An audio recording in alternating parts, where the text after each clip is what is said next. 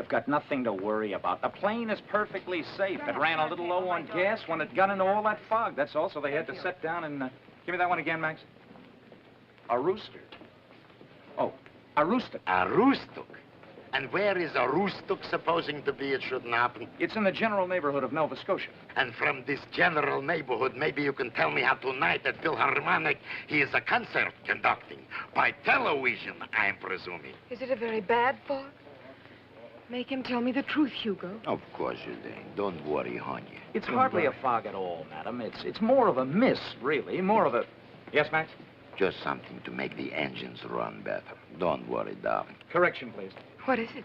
It was not a rooster. It was Antigonish. And where is this mud hole if I ain't too optimistic? In the general neighborhood of Nova Scotia, I believe. What a neighborhood. Hugo, do try to find out. Correction, please. Well, it turns out it wasn't Antigonish after all. It was apple hockey, and it didn't get there, it left there. Apple hockey? Then where is it now? In the general neighborhood of Nova Scotia. Where else? Far, far from it, my friend. As a matter of fact, there it is, coming in directly behind you right now. What an airline. There is one very reassuring thing about airplanes. They always come down. Come on, stupid. Am I glad to see you, Alfie. Again, Wolfgang is sick. So our concert got to be shoved up. Tonight we are giving it yet. Did you think of me every night? Of course I did, my love. Did you take my picture to bed with you? Of course I did, my darling. Are they kidding? If she wasn't my own sister, I'd have a name for her that'd make... Dream of me after you went to sleep. Every single night, my love. Only I didn't sleep very well. Will somebody get me an ice pack? Put 'em back on your nose and learn something. At least, did you get some rest on the plane last night? Frankly, not a particle. Then I'm going to take you right straight home, put you to a nice hot tub. I really don't think they ought to do this in public. Of course, it's better to do it in public than not to do it at all. And then we'll have our little nap, and then I'll wake you up with a nice frosted bottle of brut champagne. I found some Pol Roger 34. And then... You see, some men just naturally make you think of brut champagne. With others, you think of prune juice. You have nothing to laugh at. So then you'll go down and rehearse your men? Oughtn't that to be time enough, Hugo? Look, it ain't as if you was a rehearser anyway. He's a hypnotist. Out of what dogs have I seen him coax it out of? Of course, it'll be soon enough. The men who really count. All I do is wave a little wand a little, and out comes the music. A little magic wand, darling. Dipped in a little stardust.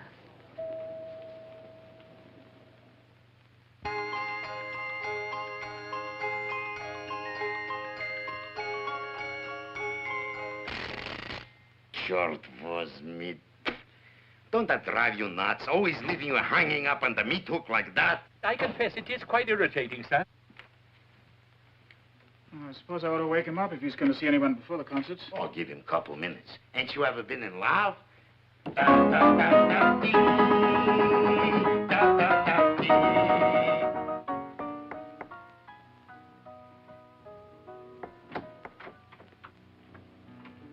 I'm so sorry. Oh, isn't it customary to knock before coming into a bedroom? Why am I just old-fashioned? I did knock, Sir Alfred. Oh, extremely sorry, I didn't hear you. I just wanted to make sure you were awake and ask you what to do about the morning delegation of crackpots. Oh, dear. Among them a lady reporter who wants to know why you conduct with a stick. What do you expect me to use, an umbrella? She says Stokey uses just his hands. Ah, but they're so beautiful. So large, so white, so free and easy on the draw. Mine look more like nutcrackers. Here, darling. Thank you, sweetheart. She also wants to know why you conduct from a score.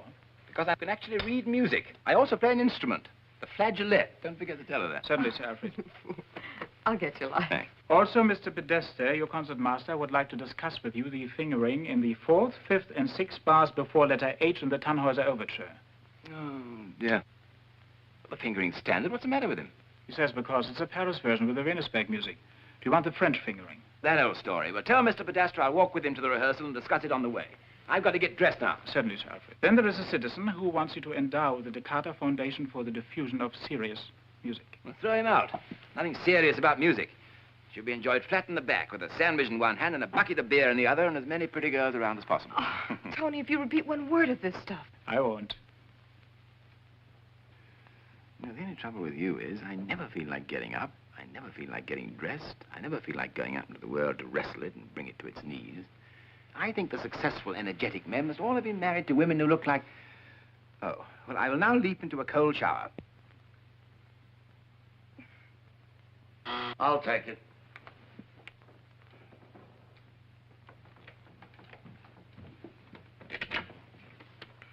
Some flowers for Lady DeCarter. Oh, how nice.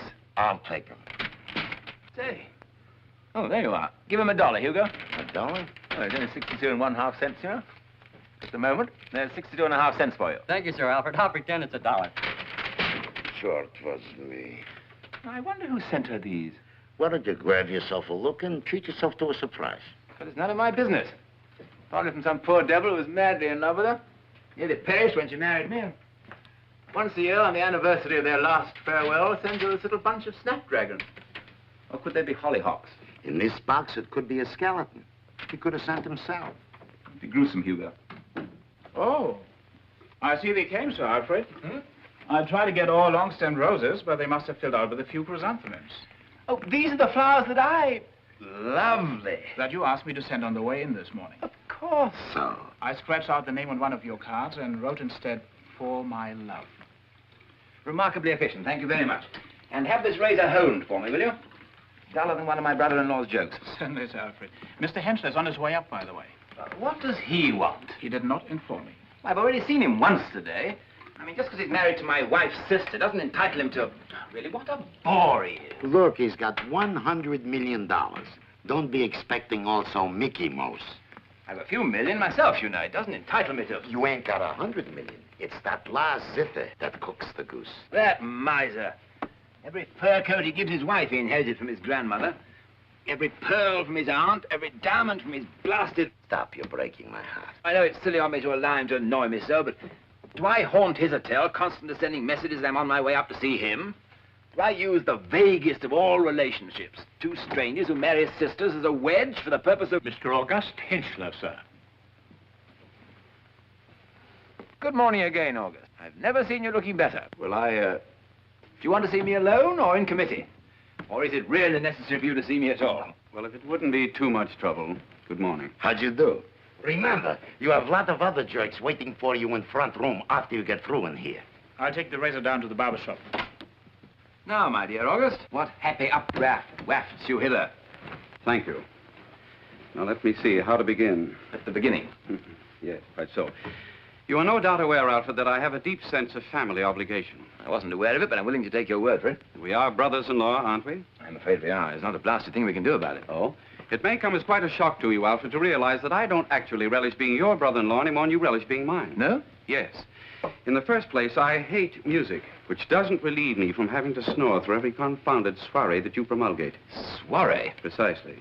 And in the second place, I am embarrassed about the product that your family made its money out of. And in the third place... Just as good as sucking mortgages, if you should happen to ask me. It may be, but I prefer mortgages. And lastly, as a humble American, the only titles that I have any use for are in my vault in the Guarantee Title and Trust Company. I see. You have my deepest sympathy, August, but I am a baronet, I am a band leader, and my family's product has kept England on time since Waterloo. There it is. Now, if I may inquire again for the reason to this happy visitation... I'll come to the point at once. When you left for England and asked me to keep an eye on your wife during your absence... Keep an eye on my wife? I naturally accepted in the same spirit that I'd expect you to display had I asked you to keep an eye on my wife while taking off, let us say, for Zanzibar. When are you leaving? I said if. Oh. What I didn't know, and I don't see very well how I could have, was that my dear mother, who is probably public hypochondriac #1, would wire me the same day, ask me to join her in Palm Beach because of a slight indisposition. I'm distressed to hear it. I suppose she's related to me also in some way. So faintly, it's hardly worth mentioning. Good. I'm sorry anyway. Oh, we're quite used to it. If it isn't one part of her that's ailing, it's another, and she seems to have so many parts. For a woman of her age, that is. However, to return to our muttons, you asked me to keep an eye on your wife, and I assure you that had it been possible for me to do so, I would gladly have done so. I don't doubt it for a second. But if it was any trouble or inconvenience in any way... Nothing is too much trouble for the busy man. If you ever want anything done, always ask the busy man. The others never have time. Now, you asked me to keep an eye on your wife, and I assure you that... Keep repeating, keep an eye on your wife, as if it had some special meaning. I don't know what you're leading up to, but for some reason I feel my back hair rising. But you see, Alfred, being a little nearsighted, I couldn't very well keep an eye on her from Palm Beach. Nevertheless, I did not fail you. Again, something's happening to my back hair. I don't recollect saying anything to you at the airport except possibly goodbye. But if I did say keep an eye on my wife for me, I meant See if she's lonely some evening, and if she is, take her to the movies, you and Barbara. But you didn't say that. You said keep an eye on my wife for me. Oh, supposing I did. How could you do it from Palm Beach? With detectives. With detectives? With detectives, you stuffed moron! Control yourself, Alfred. Control yourself. This is entirely uncalled for. Kindly release my scarf. You dare to inform me you had vulgar footpads and snap-brim fedoras sluicing after my beautiful wife? I believe it's called sleuthing, Alfred. Alfred, kindly let go of my shirt. You're tearing it.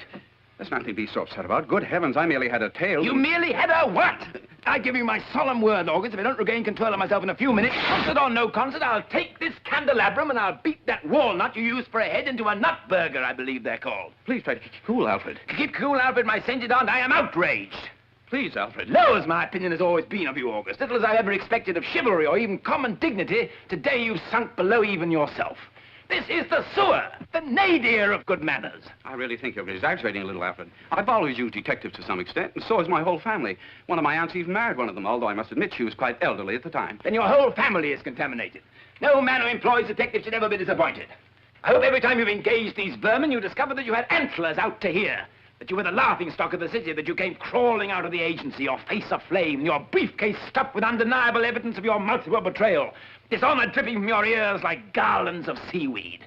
I forgive your insults on the grounds that you were excited, Alfred. I forbid you to forgive me anything on any grounds whatsoever, and I may still punch you in the nose at any instant. Now get out of here and never speak to me again. This isn't some public place where your silence might cause comment or embarrassment to our wives. Oh, dear. I don't imagine that you'd be much interested in the operator's report. Yes, I would. Although it contained a couple of passages that I, for one... But you, for one, what? Now get out of here before I do the same to you. I suppose I'll see you at the concert this evening. I've already bought 2 tickets. I suppose so. I'm usually there on the nights I conduct. I see.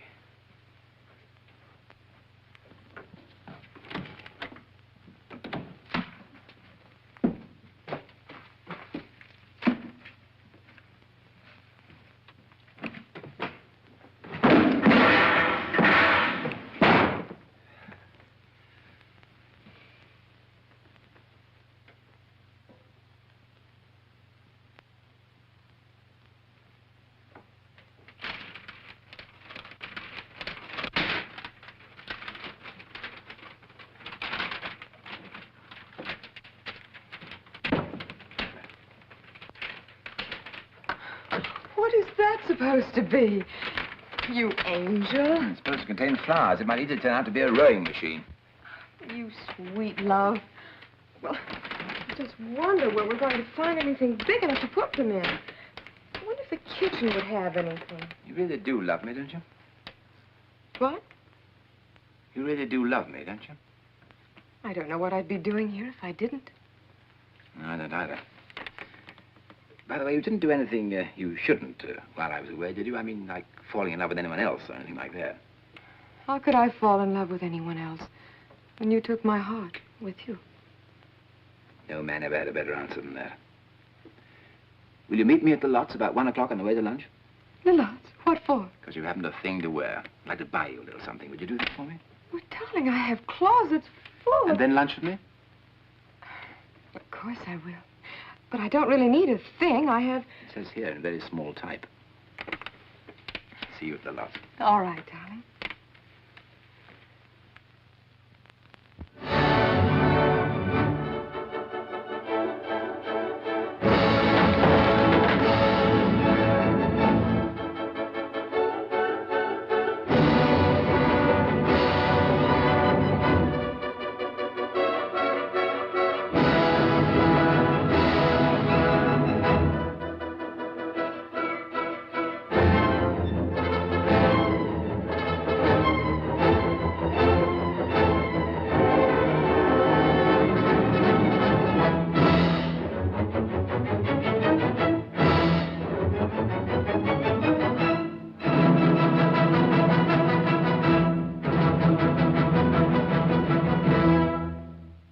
Gentlemen, merely to follow the wishes clearly expressed by the composer, pizzicato con molto vibrato, like a dentist chipping out an old filling.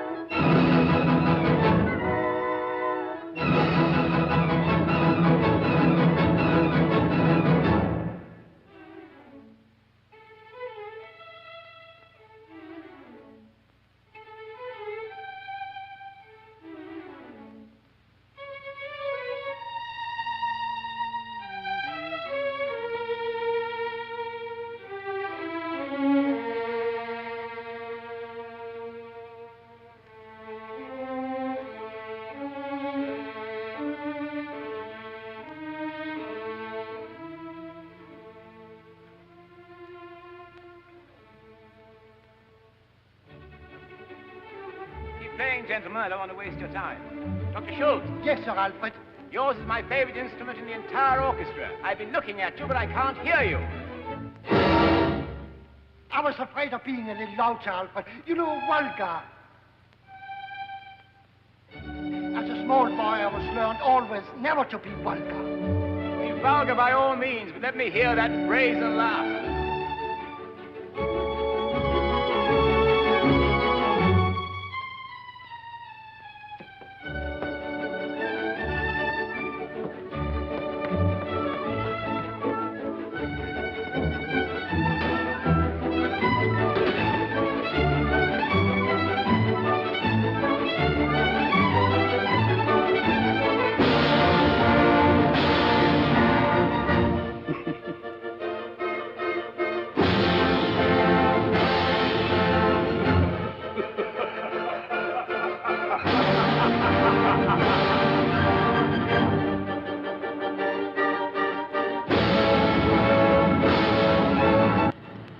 Okay. Follow your nose to first door. Open door, walk through, come to wall, stop.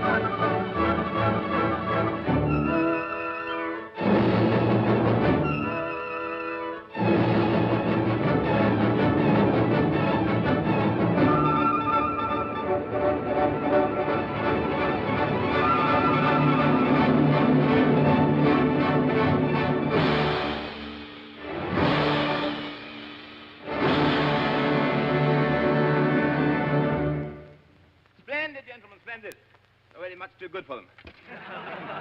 Besides which, I've got an appointment with a beautiful young lady. I'll see you later.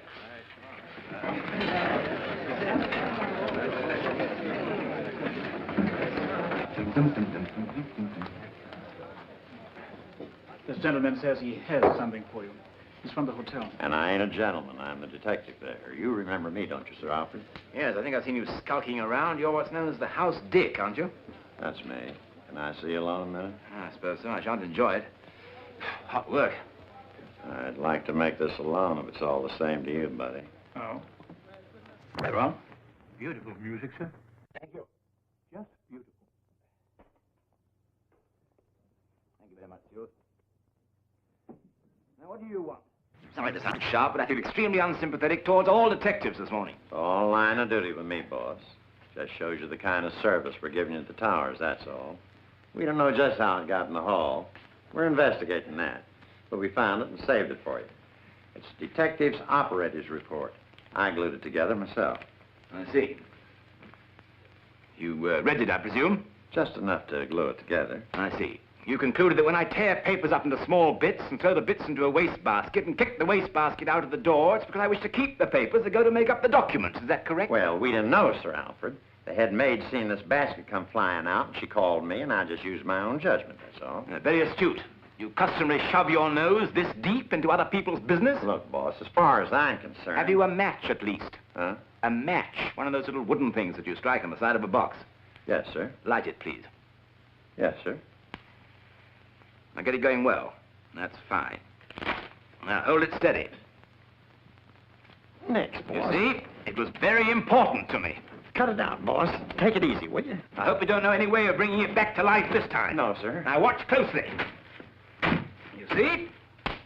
Now, why don't you go back to your work at the hotel? There may be some important things for you to do, like spying on decent people, to looking through keyholes and standing on ladders and picking through the garbage. Look, boss, I'm sorry. I only meant to... Look out! Ow! Ow!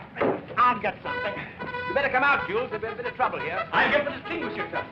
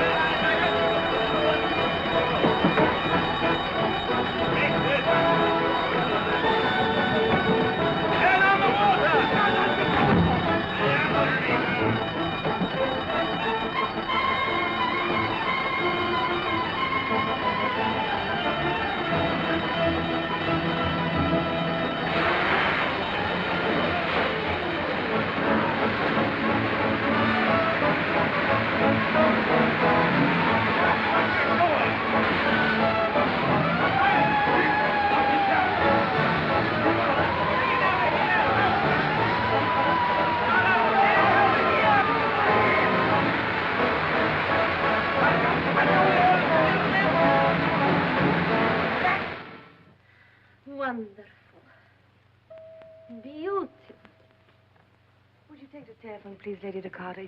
Oh, thank you. What a lollipop. Hello? Hello, sweetie love. Where are you? You're late. I'm dreadfully sorry, darling. There's been a little excitement down here. I'll join you as soon as I can get into some dry trousers.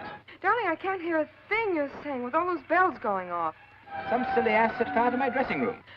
Who'd you say set fire to it? No, he set fire to it himself. Insurance. Oh, I said if you see anything pretty, be sure to buy it. But I don't want to buy anything. Well, buy several. It's always nice to have a change. I've told Tony to pick you up for lunch. Are you the party that started this conflagration? Yes, just 1 minute, Colonel.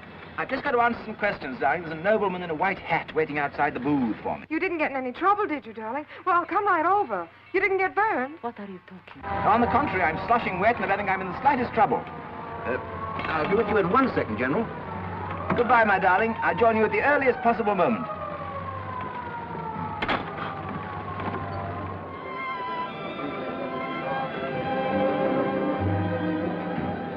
Hello, Rennie. Hello, Pearl.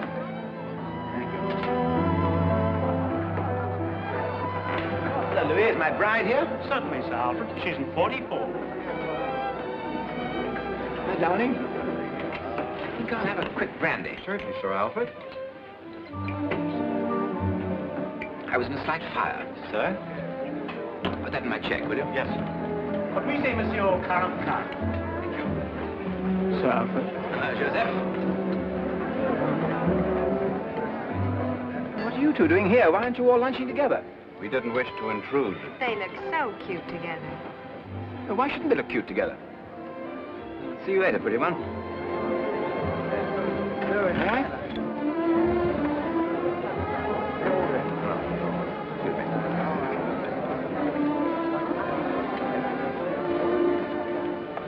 So sorry, my darling. Thank you so much, Tony, for bringing her. Not at all, Sir Alfred. Thank you. I was simply famished, sweetie love. I had to eat. And you were awful to buy me those dresses, and I adore you for it. Now tell me all about the fire. Did you burn down the whole thing or only the back half? I'm sorry to disappoint you. It was just a curtain and part of a Venetian blind, and I think they broke the leg off a piano. It was very unimportant. Why aren't Barbara and August sitting with you? I haven't the slightest idea. They seemed quite cool. They seemed or he seemed? They both seemed. What's she got to be cool about? What's he got to be cool about? Well, that's another matter. He may have misunderstood something I said, taken it the wrong way. By Jove. What's the matter, darling? Excuse me 1 second. I'll have the right thing.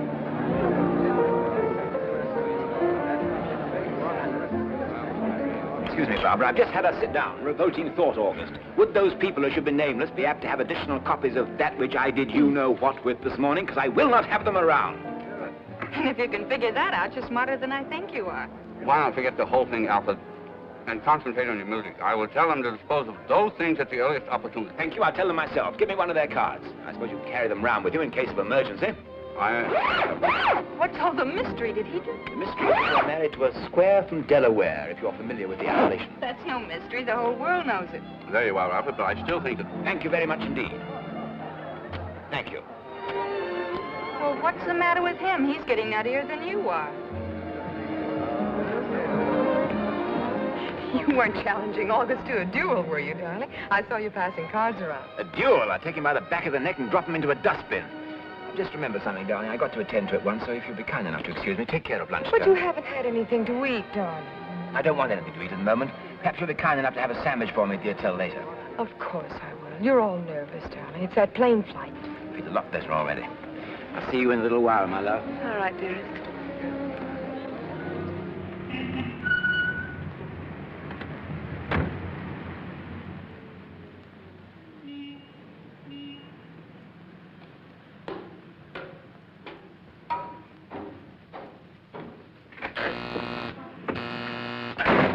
You are Mr. Sweeney? Who, me? Why not O'Brien? What do you want to see him about? About business, I suppose.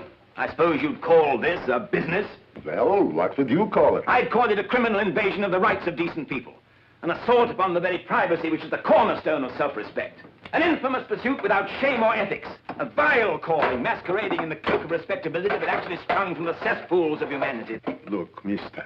Seepage of civilization.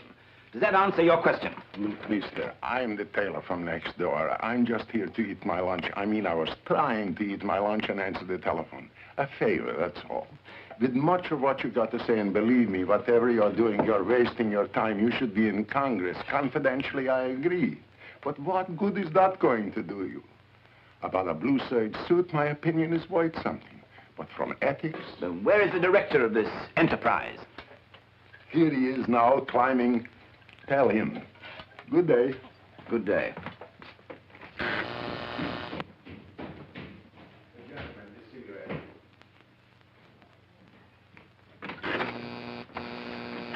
You at last are Mr. Sweeney, I trust. And you are Sir Alfred D. Carter. How I've looked forward to this moment, Sir Alfred. I was at your maiden concert in this country, your debut, down there in Aeolian Hall. People said, what do you want to hear that Limey for? What does he know about music? He takes an Italian or a Russian or a Dutchman to bring it out good. But something inside of me said, give the Limey a chance. And I did. Did you? And am I glad I did. That hunch is paid off in golden dividends. I've never missed one of your concerts. Oh, within the metropolitan area, of course. I'm no millionaire, and I can't afford to travel around the country after you to South Dakota and places like that. Here's to the world's greatest living conductor. Which is hardly what I came to see you about, Mr... The way you handle, Sir Alfred. For me, there's nobody handle like you handle. Really? There's you up here, and then there's nobody. No second, no third. Maybe way down here, a Tura, a poor fourth. That is largely debatable. In any case, what I came to see you about... Delius, delirious. I usually have my tickets as soon as they're printed. A change in schedule loused me up a little, but I'll get in somehow. I'm bitterly sorry to hear that you're a music lover. I live for music. Without music, I wouldn't... I'd always hoped that music had a certain moral and antiseptic power, quite apart from its obvious engorgement of the senses, which elevated and purified its disciples, lifting them out of and above professions like this infamy. Oh, Sir Alfred. So spare me your compliments. The flattery of a footpad is an insult in itself. Oh, you mean a flatfoot, don't you, Sir Alfred? You don't mean a footpad. I mean a footpad.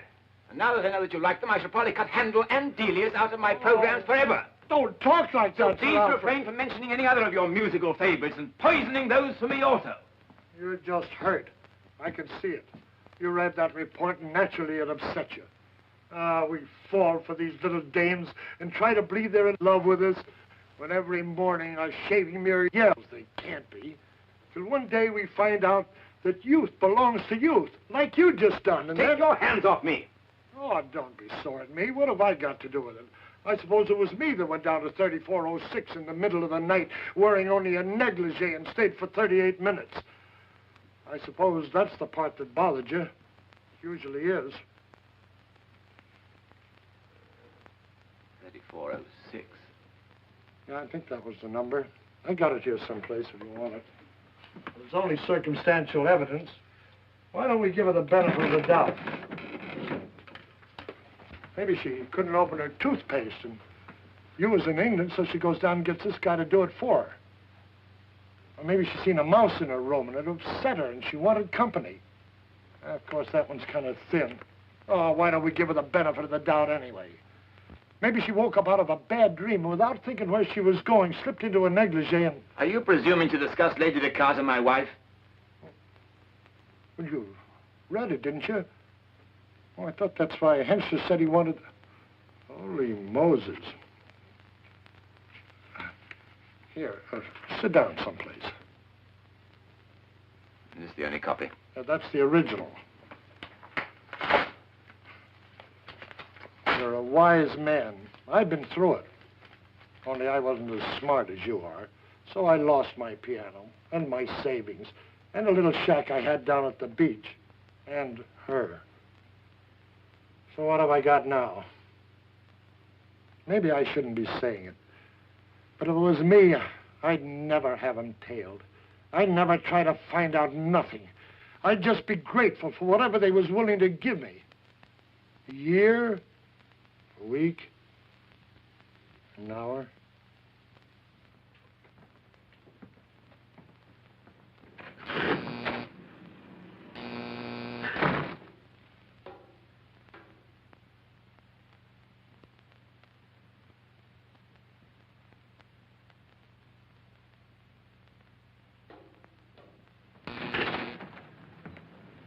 For tonight.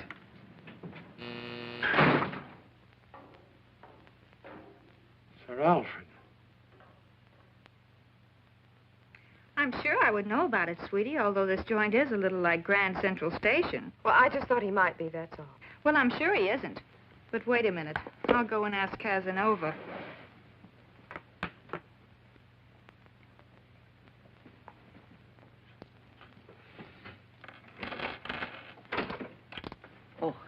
Daphne wants to know if you've seen anything of Alfred. He seems to have disappeared. No, I haven't, but we're not exactly on the best of terms anyway, so... Okay. No, he isn't, sweetie. There's nobody here but Sitting Bull counting his money in the other room. What time do you want us to pick you up? If he doesn't show up pretty soon, there may not be any concert. Wait a minute. The great man is just coming in now. Make it about 7:30, will you, darling? That is, unless we want to get some hamburgers or something on the way.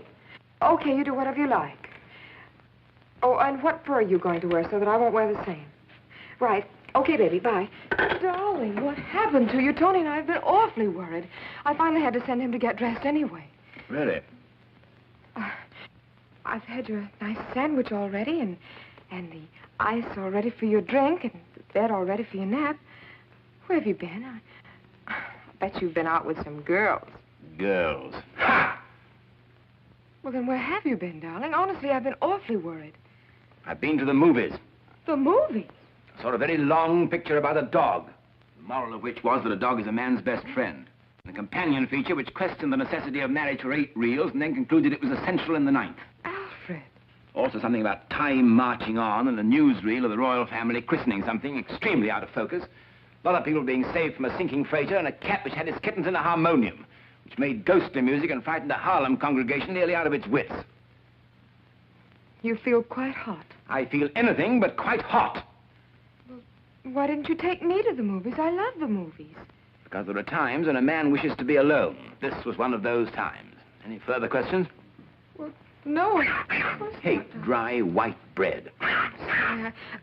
Oh, would you like me to run a nice hot bath for you? Do I appear to need one?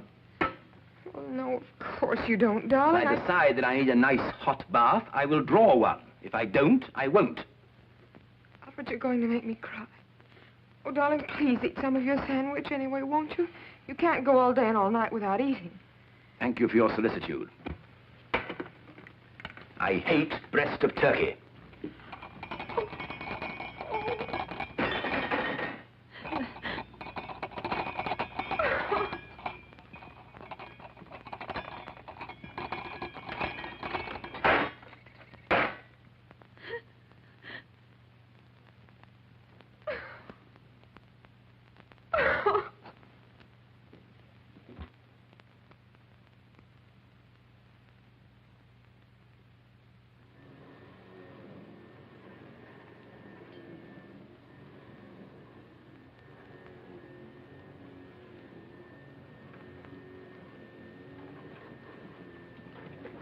Good evening, Sir Alfred.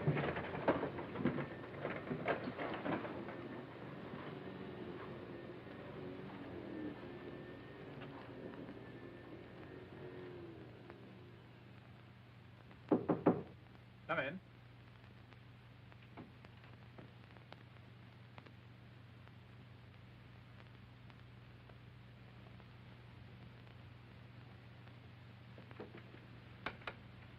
Sir Alfred?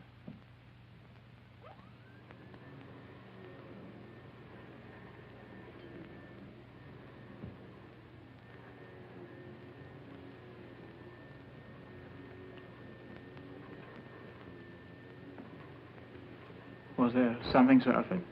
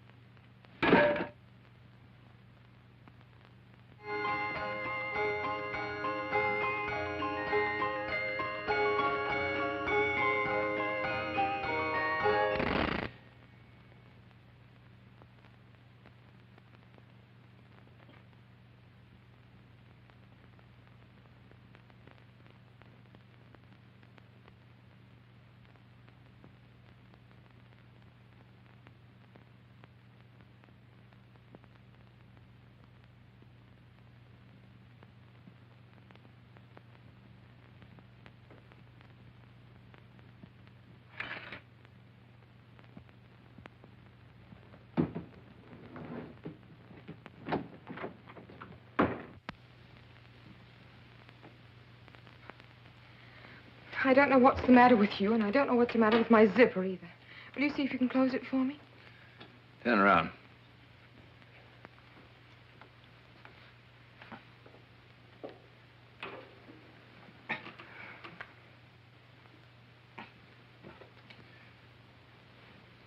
Suck in a little.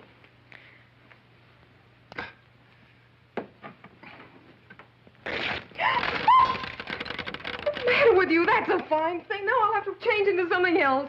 Well, change into something else. You certainly aren't suffering from any shortage. The women of England will be lucky to have one dress. What's that to do with me? Well, after all, you are married to an Englishman. I didn't ask you to buy me all these dresses. I can't stop you from buying me dresses. You're always saying, meet me at so-and-so's and I'll buy you a dress. You know you do. And if you're so worried about how English women are dressed, there's nothing to stop you from sending them all to them instead. It wouldn't make any difference to me. I don't like clothes. I've sent the women of England plenty. Well, then shut up about it. I forbid you to speak to your husband in that tone. That's right. Strike me, you brute. So you don't dare. Oh, go and get dressed for the concert. This is certainly going to be the most magnificent concert. Maybe I'll go to the movies instead. Culturally, that might suit you better.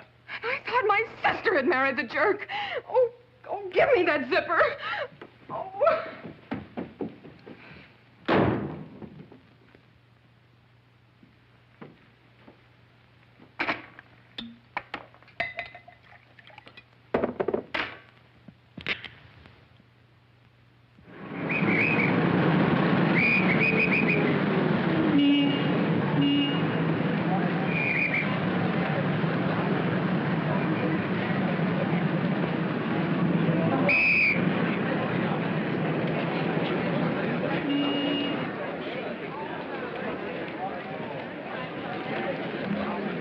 Next aisle over, the usher will begin your program. Straight ahead, please. Last aisle over, the usher will begin your program.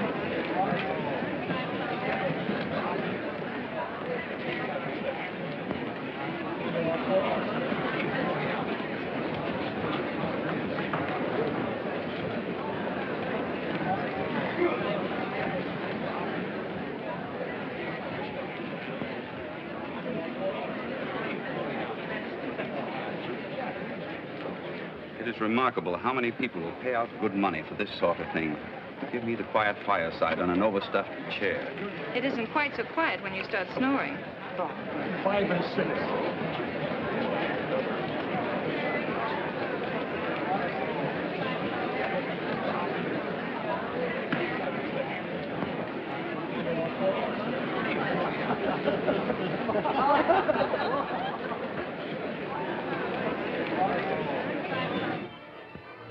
You ever been in love, Jules?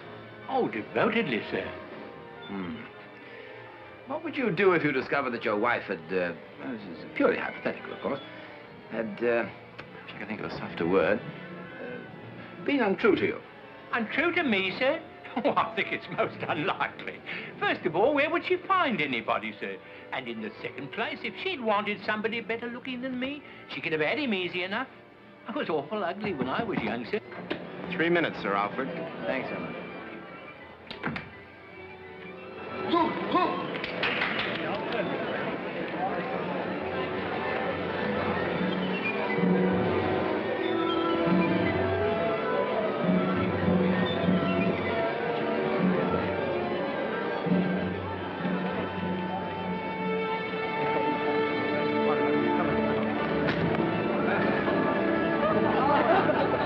Why don't you look what you're doing?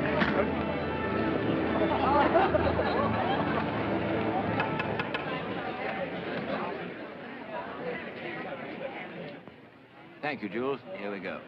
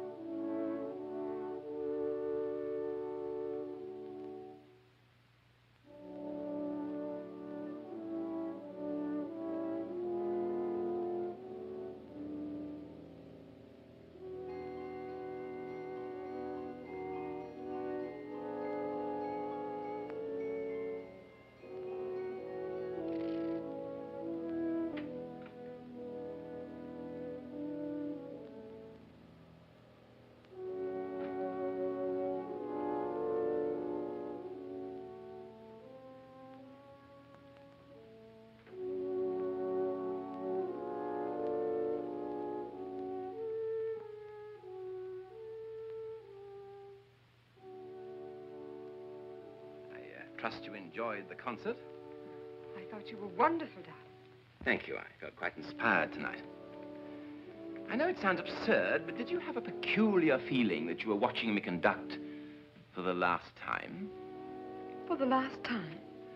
Women get premonitions about things sometimes, such as that their husbands are going to die, or even that they are going to pass on, I believe it's called, in refined circles, or things of that nature. Why should I have any thoughts like that?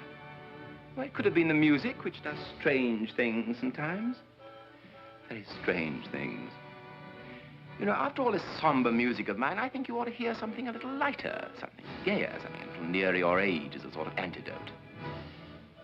How would you like to go dancing? Oh, wouldn't that be wonderful? Yes, wouldn't it? I've got to talk to Hugo about the South American tour for a while. I might be able to join you later.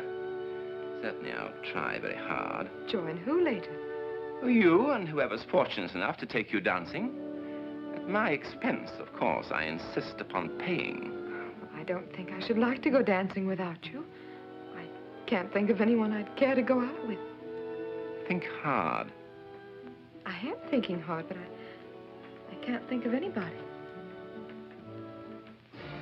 What about Tony? Tony? Oh, you mean Tony? Well, why should I want to go out with Tony? I merely suggested Tony because he's my secretary and therefore convenient. Because he's a fine-looking young man and you must look well together, especially dancing. And because being seen with him, since it's well known that he is my secretary, would cause no raised eyebrows or remarks behind the napkins. And finally, because he has my complete confidence. Oh, but he's such a bore. Well, he's obviously not as amusing as I am. I was asking you to fall in love with a young man. I'm only asking you to let him take you dancing. Well, if you really want me to. I really want you to. I don't suppose there could be much harm to it. How could there be? I'll go and call him. Do you know his room number? I could get it from the operator, I guess. Oh, yes, of course. Now, what will you wear? Oh, do you think I should change, or just for Tony? Tony's a very handsome young man. You mustn't talk about him in that way. I never noticed it. I'm sure you haven't. Nevertheless, I'd wear something younger, something a little less conservative. Not as though you were going out with, me. Oh, you mean like that purple one with the plumes at the hips? Yes, why not the one with the plumes at the hips? Now, go and call Tony and tell him to pick you up in, 15 minutes exactly. And then put on the purple one with the plumes at the hips. Run along. All right, darling. Thank you.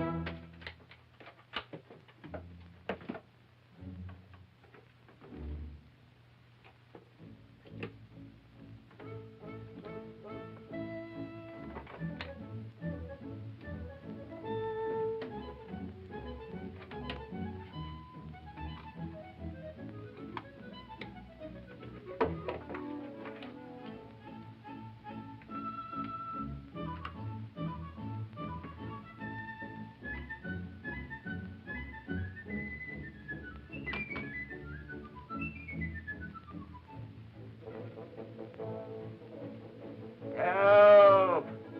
Help! Help! Stop! Tony! Stop!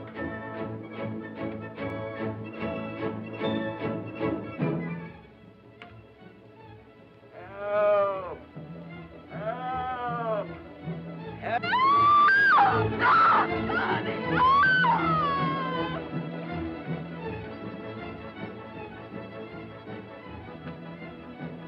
Oh! Oh!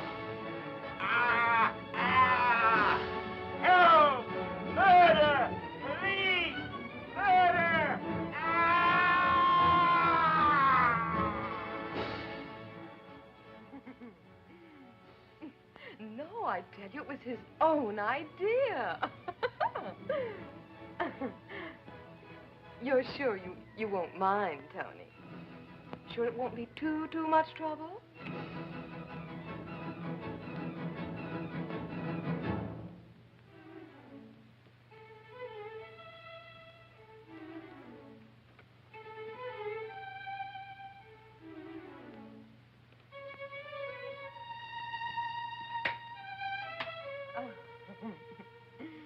All right, honey. He said in 15 minutes exactly, but, well, that was about 5 minutes ago. So if you're in any hurry... Uh-huh. Uh-huh.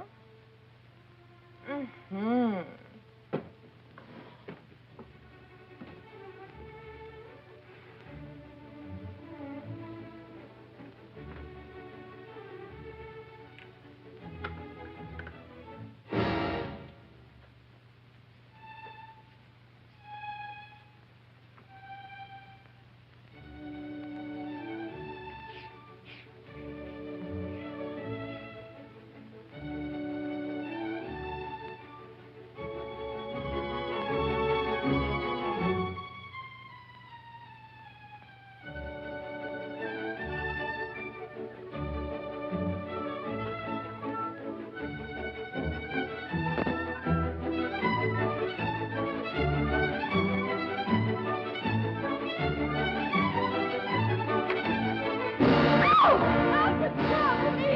Forgive me, Alfred.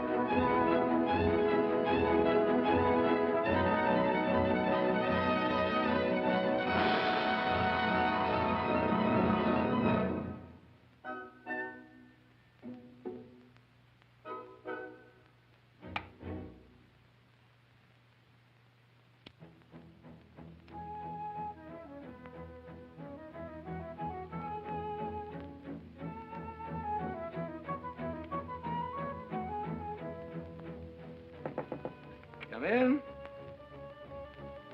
Good evening. Ah, there you are, my boy. Extremely kind and devoted of you to take my place for tonight with Daphne, which I hard to presume amuses you, as no doubt you like older women. You know, as I told you when I first engaged you, 24 hours a day, not a minute less, will be the least I would need you. I'm very glad to be of service, Alfred. Any service, any time. I don't doubt it for an instant, my boy. Maybe I can do something for you someday. Who knows? Darling, Tony's here. Ah, she didn't hear me. But you know what women are like when they're dressing and putting on something extra special to go dancing with handsome young men like you. I wish I hadn't got to talk business with Hugo. You are lucky. However, oh, I don't think the barber did an awfully good job on that razor. You did ask him to hone it, didn't you? Of course I did. Have you tried it? Well, not actually, but... Of course, I don't know much about these old-fashioned razors. Naturally not at your age. Isn't there something about taking a hair from your head? Yes, that's right. Oh, that's splendid. No. Hold the blade in your hand. Along your hand. That's right.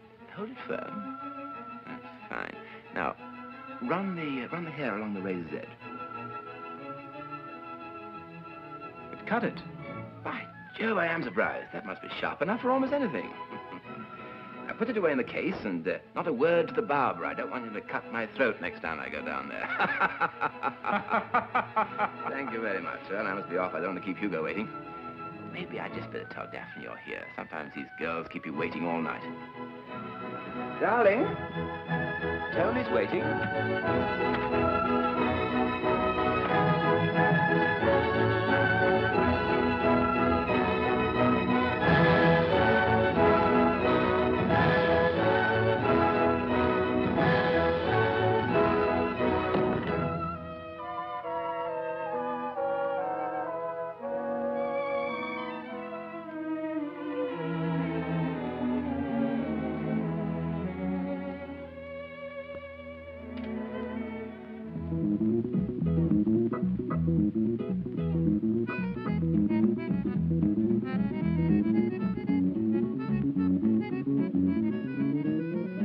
Darling.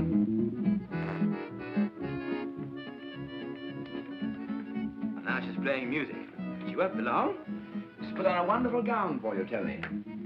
Purple. With plumes at the hips. I am lucky. Yes, I think you'll be quite bowled over when first you see her in it. But don't be impatient. It's really quite worth waiting for. Good night. Good night. Thank you so much again.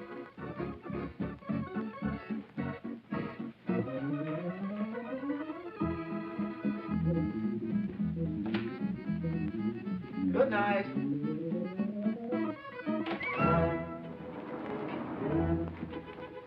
Thank you.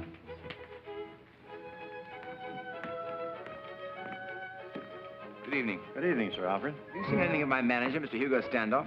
Well, no, I ain't, boss, but... I'll ask the operator. Maybe he's called. Thank you.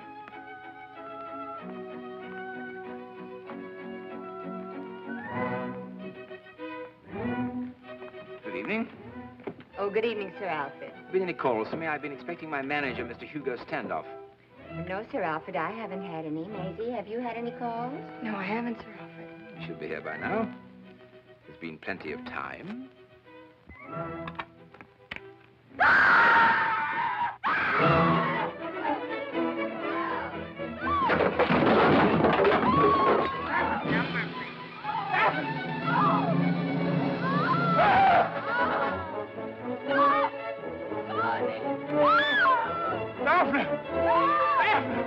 What is it? Wait a minute. It's your apartment, Sir Alfred. It's Lady Daphne. She's calling for help. She said, Tony, stop, Tony! Do something! Do something! Call the police. They follow me upstairs.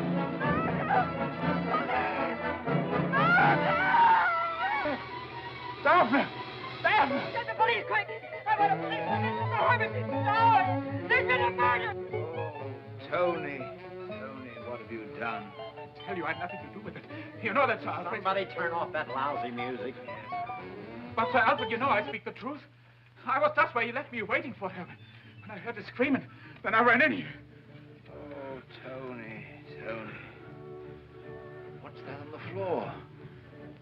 Oh, it's the razor. Don't touch that.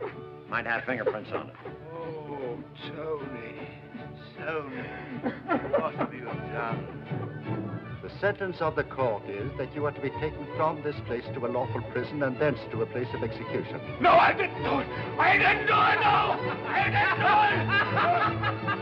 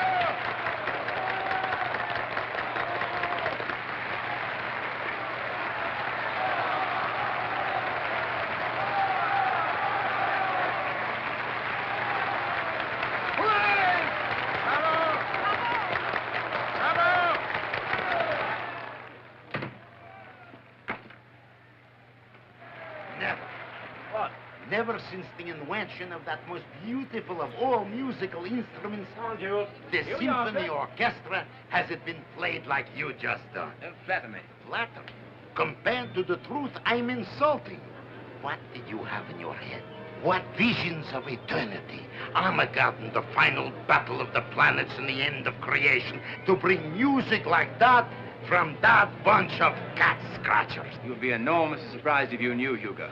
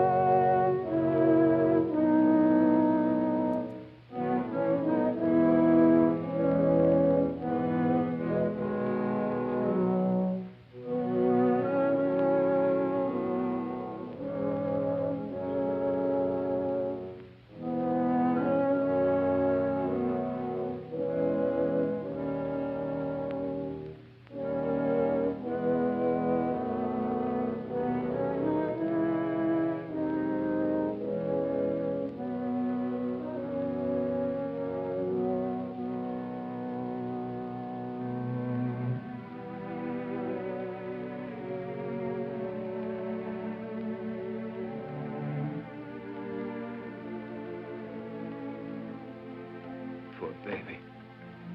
Why? Because you know that I know. You can feel it. It's made you all small and ashamed and unhappy. As if we could control our love, lead it by the hand like an obedient child and order it to do our bidding. I don't know what you're talking about. Yes, you know what I'm talking about. Because love took you by the hand and led you, albeit shyly and reluctantly, into the presence of this beautiful young man and said, "See, little Daphne, what I had intended for you. Gaze upon your destiny. See how gently the tendrils of his lustrous hair curl behind his ears. See how respectfully he lowers his silken lashes when addressing you. But notice the spark that leaps from his skin to yours when accidentally your hands meet. No, no. I don't blame you, darling. You didn't want to. I'm the one to blame. Entirely and alone.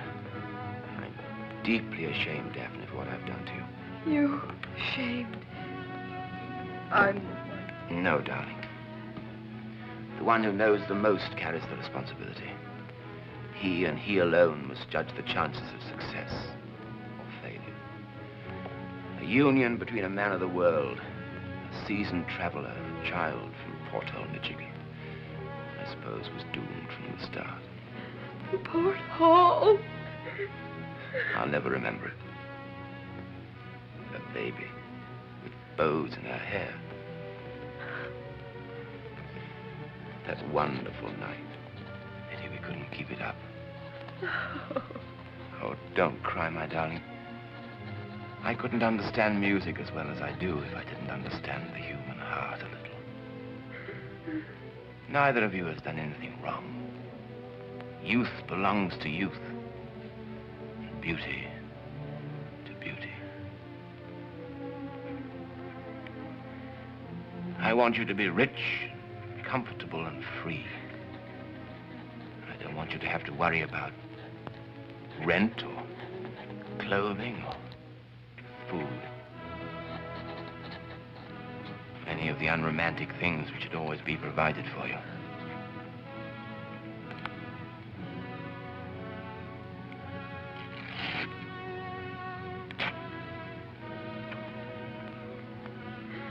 little head was never made to worry. Nor these little hands to work.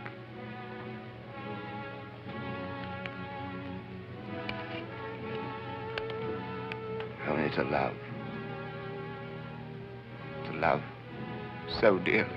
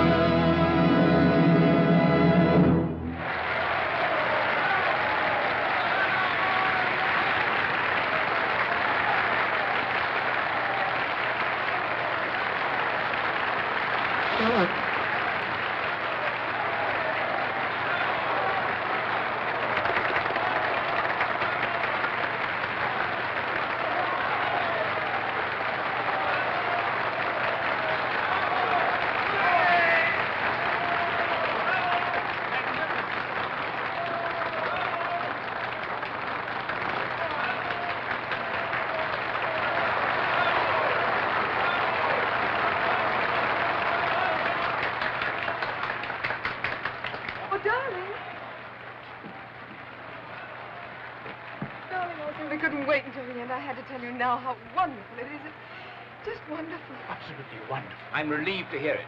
Personally, I thought every emotion was enormously exaggerated. But darling, it was just wonderful. Yes, you already said that, both of you. Now, if you'll forgive me, I've got a dry shirt waiting. Can I help you, darling? I've got jewels for that, thank you. Why, well, you... Oh, come on. You look exceptionally pretty tonight. What'd you say? I said you look exceptionally pretty tonight. I can't imagine why I should. Maybe it's the music. With me, music goes in one ear and out the other. Oh, there you are. How is he? I don't know what's the matter with him tonight. Too much temperament. Give me the simple viewpoint. You've got it, boy. You don't have to yearn for it. Bob.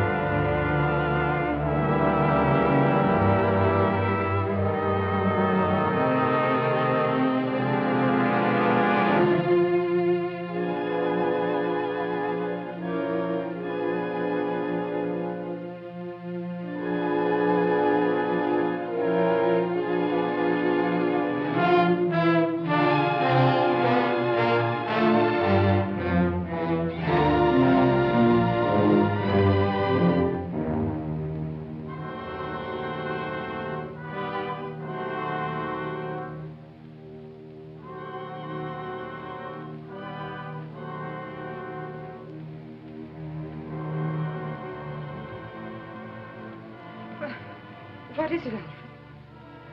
First of all, I want to apologize to you both for being so abrupt with you backstage at the concert. But somehow, when you happen to be perfectly aware of the fact that your wife is your secretary's mistress... Alfred! Oh, didn't you know that I knew? Don't try and hide behind Daphne, Tony. You'll never hide from me. I don't know what you're talking about. You know precisely what I'm talking about, both of you. You've been dreading this moment, hoping against hope it would never happen, but knowing in your secret hearts that it would. And now the moment's arrived, you're wondering what I'm going to do, aren't you? Knowing that I hold all the cards and that the unwritten law will protect me to the end. I thought of killing you, my dear. I cut your throat with my razor. Your head nearly came off. Oh! But it was your fingerprints they found on the razor, Tony, and you they burned, screaming your innocence. Alfred. It's a relief to hear that in the past tense, isn't it? Then, such is human idiocy, I forgave you. Wrote you an enormous check. Grew maudlin over the necessity of youth for youth. Where and why is this necessity? By what logic does it flourish? What's so precious about the young female? No, Daphne. You shall have no money, and fate will decide which man you are to have and how much of a man he is. Here we have all the necessary apparatus for a genuinely amusing game. Invented by some czarist officers who cared little for their lives, but much for bravery and the conquest of emotion. The idea is for each of us to pull the trigger once, aiming it at our own temples with a perfectly steady hand. Of the 6 bullets, I remove 5. 1 only I put back in the cylinder, which I spin like this, for the lucky winner. The odds then are 1 to 5 for, 5 to 1 against. Better than I've had in many a casino. So you see, Tony is not really a very dangerous game at all, and will vouchsafe you a magnificent opportunity to show Daphne how brave you are, how icy cool in the face of this small adventure. No. I'll spin it once more now, just in case you peeked. And then, as the seducer of my wife and the destroyer of my home, you shall have the honor of playing the first hand of this enthralling little game called Russian roulette. Oh. No. It's exciting, isn't it? Oh, no. Stop this. Stop it. What a fuss we're making. Here, Tony. No, not at me, at your temple. That's right. Now, cool and collected, with nerves of steel, with steady hand and cheerful eye, Mr. Anthony Winborn, the celebrated wife-stealer, will demonstrate... Sir Alfred, please, no, Sir Alfred, please! Alfred, I beseech you. Can it be that I detect a thread of saffron in his otherwise perfect fabric? Come, Tony, you, the fearless cavalier, you hesitate? Then watch me closely while I show you how it's done. I spin the wheel of fortune once more. You see? Then, with a rigidly steady hand, and without any quaverings or sniveling yammerings, I would ask you to notice, Daphne. I place the muzzle here, and with a simple Godspeed, in case I should be unfortunate, I pull the trigger.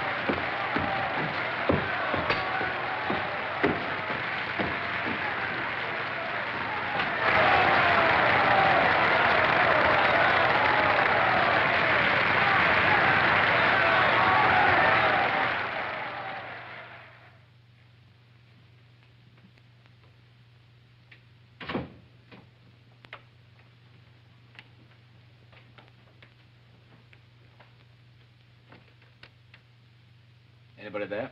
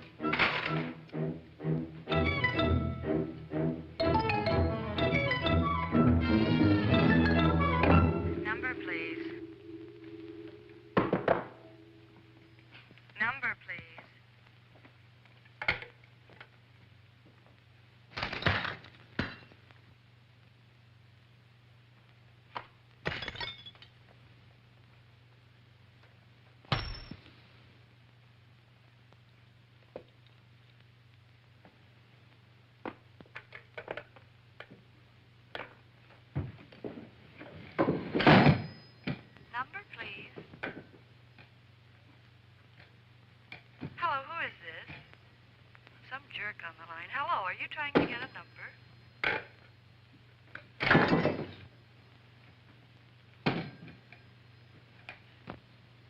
Number, please.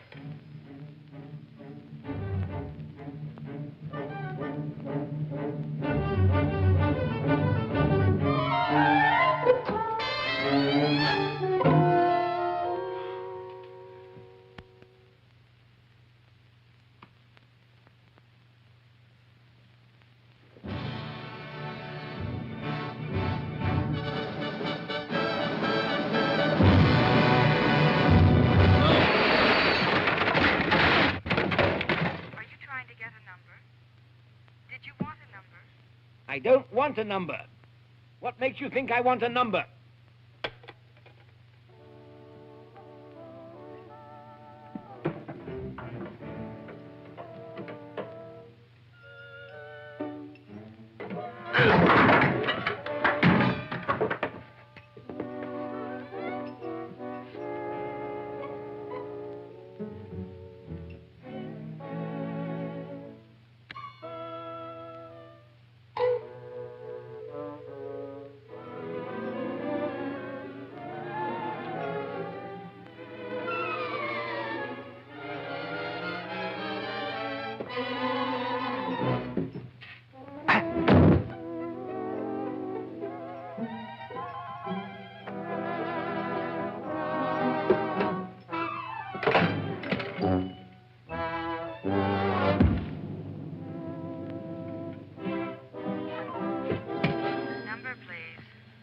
I do not want a number.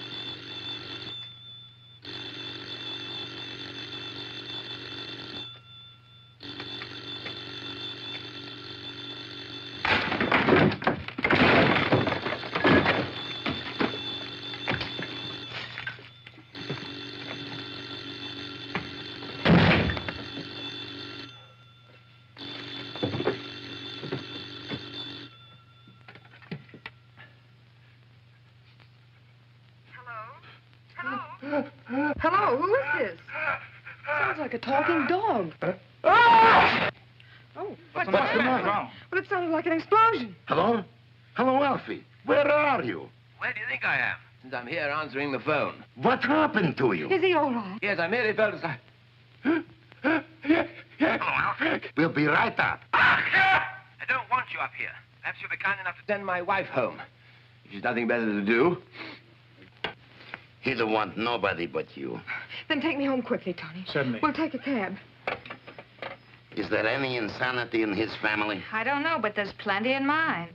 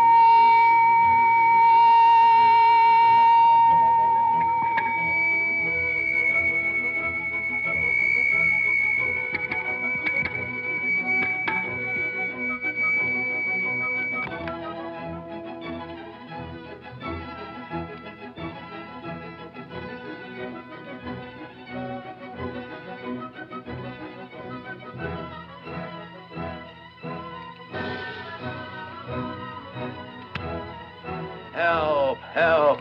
Oh, oh, oh.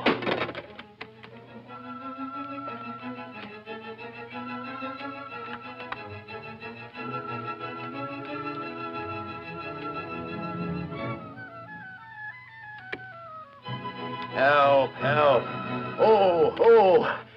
Ah.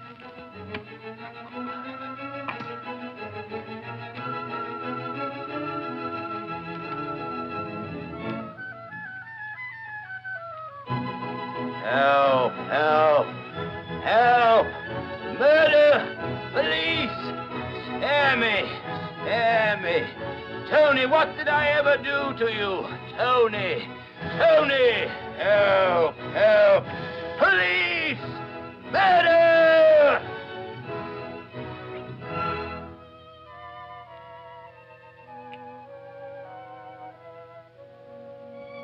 Help! Help! Help! Help!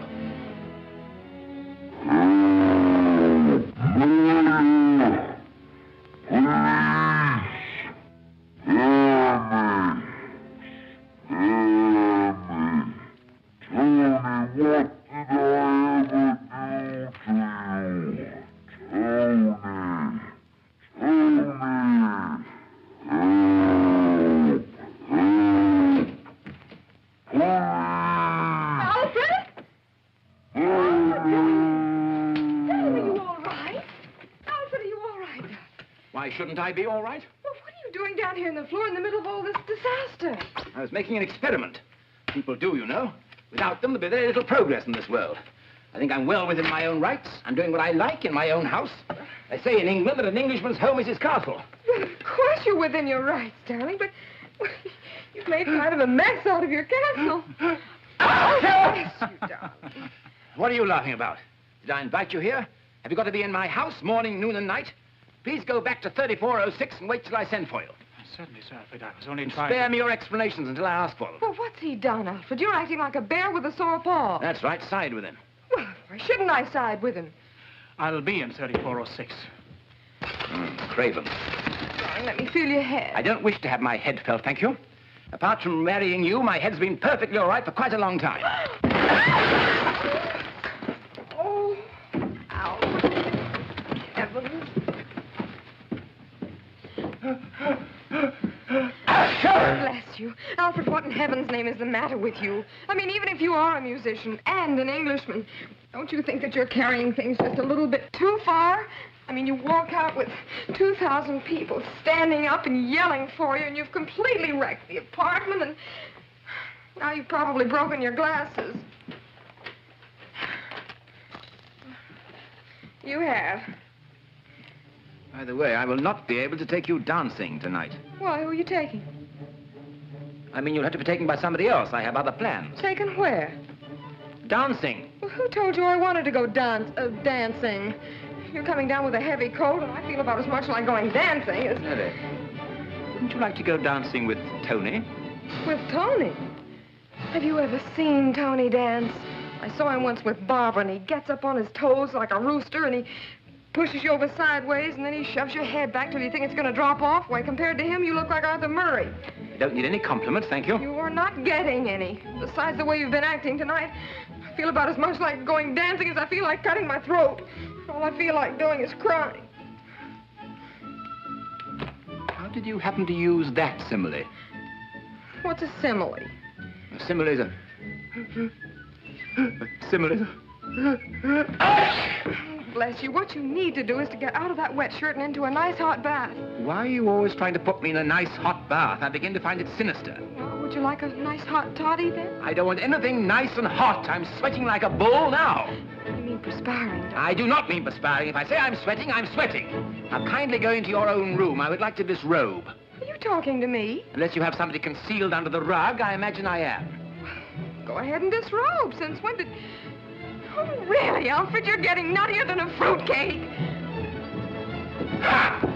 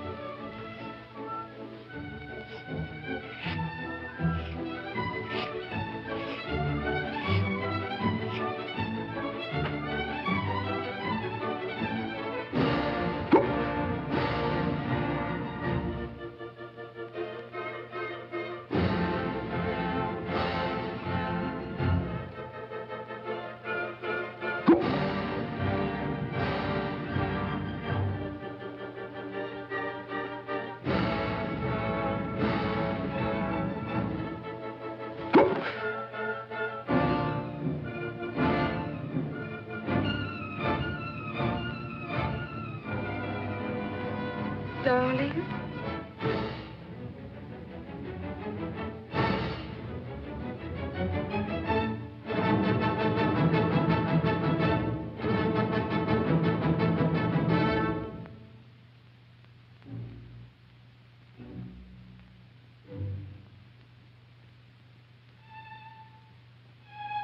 Darling. Oh, Alfred, did you hurt yourself? Nothing of the slightest importance, thank you. Oh, yes, you did, too. You cut your thumb. Oh, I'll bandage it for you. I'll bandage it myself, thank you. What'd you say, dear? I said I can manage quite nicely, thank you. Oh, heavens, Alfred. Darling, those things are so sharp. Here, darling, I'll do it for you. Oh, darling, you ought to be more careful. I'm being quite careful, thank you. People get blood poisoning. Gently now. Well, hold it still, darling.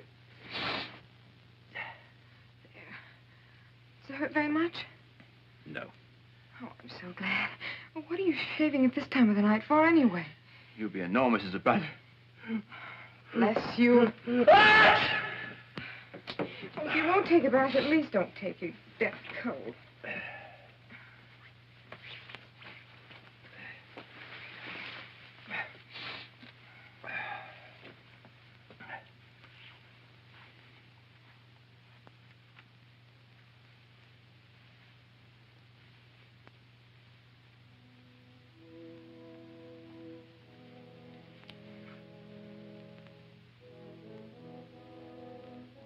You do like to do little things for me, don't you? Not when you're like this, I don't.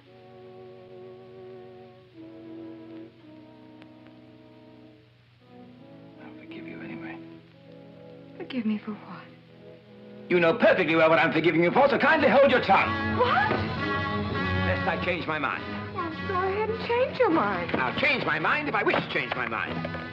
If I don't wish to change my mind, I shan't change my mind. Is that clear? Alfred, what do you want to start paying bills for at this hour? Bills? Ha! Can I help you, Doctor? I can manage quite nicely, thank you. If it were possible just for once to have a little ink in the fountain pens in this house like they do in well-run houses. I know, like in England. Precisely, like in England. Try the other one. We drive on the right-hand side over here. It's a bright remark. Oh, Alfred. Oh, I'll try to find something. Very well, I will not forgive you. Suit yourself. What's the matter with you? You're not laughing quite so hard now. What are you going to do with that? Have you ever heard of Russian roulette? Why, certainly. I used to play it all the time with my father. I doubt that you played Russian roulette all the time with your father. Oh, I most certainly did. You play it with 2 packs of cards, and whoever That is Russian bank. Russian roulette's a very different amusement, which I could only wish your father had played continuously before he had you. Oh, Where are the... Alfred, what is the matter with you? You're acting like a crocodile with a toothache. Where are the bullets from my revolver? I don't know. You never seem to be able to find anything. Why don't you call Tony and ask him? He's supposed to look after your things. And how he does. What devotion. And how you thanked him for it tonight. Honestly, Alfred, of all the boys... Just give me one reason why I should thank him, and I'll call him at once. Well, I wish you would. What's his room number? 3406. How'd you know that? Why shouldn't I know it? He's your secretary, isn't he? I must have called him 9,000 times. But you've never been there. Yes, I have. When, may I ask? I don't think I want to tell you that. I shouldn't think you would. Because it's really my problem. Well, unless you want to help me with it. I shall be charmed. You don't look very charmed. It happened while you were in England. Naturally. He called me up one night about 1:30 to find out if Barbara was here because she told him that she was. But she wasn't. How was that his business? Well, he's married to her, isn't he? Who's married to who? August. Now, don't try and change the subject. We're not talking about... I'm not trying to change the subject. I'm trying to tell you that August called me here to find out if Barbara was with me because she told him she was. Only she wasn't. But who cares where Barbara is? August, I suppose. Oh, very well. Then where was she? Well, I had this awful suspicion that I didn't want to have. After all, she is my kid sister, and I always hoped that when she said those things about August, that she was just trying to be funny. Wouldn't be very difficult. Well, anyway, I didn't dare tell August that she wasn't here, and I didn't dare call her where I thought she was. Because the kind of a man who checks up on his wife is the kind of a man who hires detectives to help him do it and has telephones tapped. You're describing August down to the last moth in his wallet. So anyway, I told him that she had been here with me and just left. And then I threw on a negligee and I hurried down there just in case. Hurry down where? To 3406. 3406. 3406, of course! Well, of course, since that's Tony's room. Well, the door was open a little, and so I marched right in ready to give her a good piece of my mind, but there wasn't anybody there, which certainly made me feel a lot better, and I started to leave a lot happier than I'd felt when I arrived, and then I suddenly realized how terrible it would look if anybody saw me coming out of that room. You know, because Tony's about my age, and, well, to anybody who didn't understand how you and I feel about each other, it would look, well, you know how dumb some people are. Do I? So just before I opened the door, I peeked through the keyhole. And right there, just near the freight elevator, I saw this great big old jerk squinting around the corner. A large, lumpy man with a face like an orangutan. That's right, like a gorilla. Sweeney the detective. August detective. That's what I was afraid of. Well, anyway, he stood there, and so I waited, and he waited, and we waited. For 38 minutes, he kept you there himself. Well, it felt more like 38 years. Well, I actually began to feel guilty. I'd never been in a man's room before, except yours. You wonderful, wonderful, wonderful child. Why, what's so wonderful about that? Telling me this tonight of all nights. Telling you what, my darling? I have no secrets from you. Will you do me a very great favor? I'll do anything you like, as long as you ask me that way. Will you put on your lowest cut, most vulgarly ostentatious dress with the largest and vulgarest jewels that you possess? But I thought you weren't feeling... And then accompany me to the vulgarest, most ostentatious, loudest, and hardest to get into establishment the city affords. But you're cold, darling. There's nothing the matter with me that a couple of magnums of champagne won't cure. I happen to want to celebrate. I want to be seen in your exquisite company. I want the whole world to know that I'm the most fortunate of men in the possession of the most magnificent of wives. I want to swim in champagne and paint the whole town not only red, but red, white, and blue. I want everybody to see how much I adore you, always have adored you, revere you, and trust you. Also, how much I hope you have of warmth for me. But, my darling, I worship you. Then put on your most outrageous dress. Shall I wear the purple with the plumes at the hips? The purple with the plumes at the hips? Yes, you know, it's cut down on one shoulder, and the coat feathers shoot off one hip like a tail of a comet. I know it only too well. Wear the purple with the plumes at the hips, by all means. And let it be a purple lesson to me. All right, my darling. What was the matter with you tonight, Alfred? Something so vulgar, so utterly contemptible and unworthy of a love like yours. I beg of you never to make me tell you. But of course I won't, my darling. I know what it's like to be a great man. That is, I don't really, but having so many responsibilities and so much tenseness. Watching out for and protecting so many people. 1,000 poets dreamed 1,000 years. Then you were born, my love.